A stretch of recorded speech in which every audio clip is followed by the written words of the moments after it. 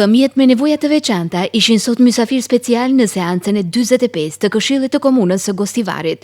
Ky aktiviteti organizuar me përkushtim ndaj përfshirjes sociale synoi të përcjellë një mesazh të qartë. Gjithë përfshirja dhe barasia nuk janë vetëm fjalë, por janë veprim dhe angazhim konkret. Kryetari i Komunës së Gostivarit Valbon Limani tha se prania e këtyre fëmijëve është një nder dhe privilegj për Këshillin Komunal, duke u dhënë atyre rëndësinë e merituar në shoqëri.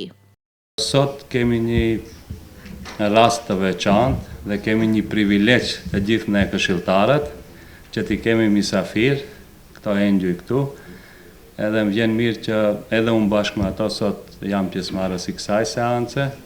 Besoj se do të kemi një seancë të suksesshme dhe këto fëmijë do na ndihmojnë në këtë që e bëjmë. Këshilltarja Aneta Kiroskja, që vjen nga Komisioni për Mundësi të Barabarta, theksoi se qëllimi i pjesëmarrjes së këtyre fëmijëve në mbledhje të Këshillit është një rëndësie të dyfisht, të nxjesim barazinë dhe të japim një shembull konkret se si mund të rrezojmë stigmat dhe përjashtimet. Prania e tyre këtu na mëson se askush nuk duhet të mbetet i përjashtuar, tha ajo. Вашето присуство ни значи многу и е подсетник.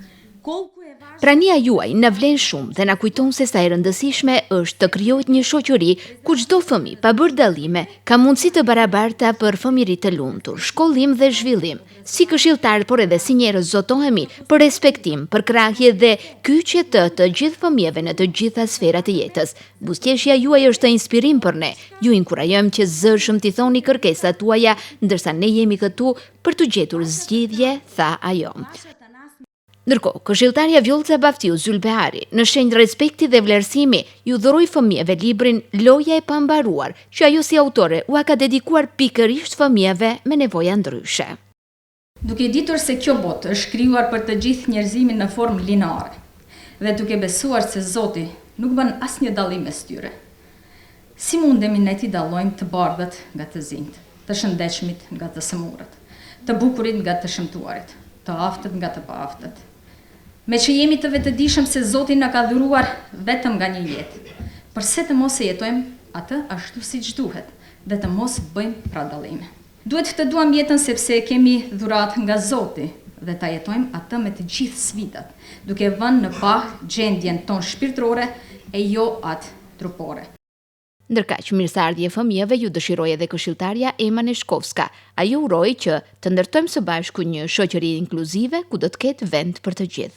Сърцето ми е пълно, кога ве гледам дека сте тука заедно со нас и кога се чувствувате. Zemra më mbushet plot kur ju shoh këtu bashkë me ne dhe kur ndjeheni të mirëseardhur sepse vërtet jeni të tillë.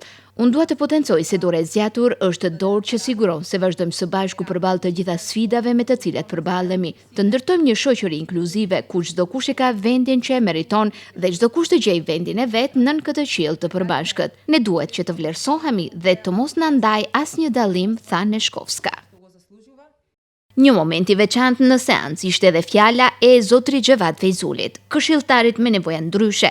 Ai falenderoi ish-kryetarin Arben Taravari për mundësinë që ia dha për të bërë pjesë e Këshillit Komunal, ndërsa theksoi se përfshirja e personave me aftësi të kufizuara duhet të jetë mision i çdo institucioni dhe jo një përjashtim.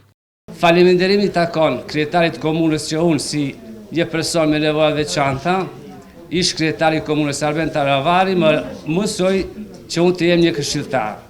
Sado pak do të jetë një mesazh për të gjithë. Gjitha institucionet që janë rreth e përqark të kenë motivim për të punësuar persona me nevoja veçanta, se kështu i afrojmë këta njerëz, jo t'i largojmë për sa më shumë t'i afrojmë. Seanca vijoi me rendin e ditës, ndërsa fillimi la një shije të mirë për të gjithë dhe një mesazh të fortë se një shoqëri e shëndetshme ndërtohet mbi përfshirje, mirëkuptim dhe dashuri për të gjithë.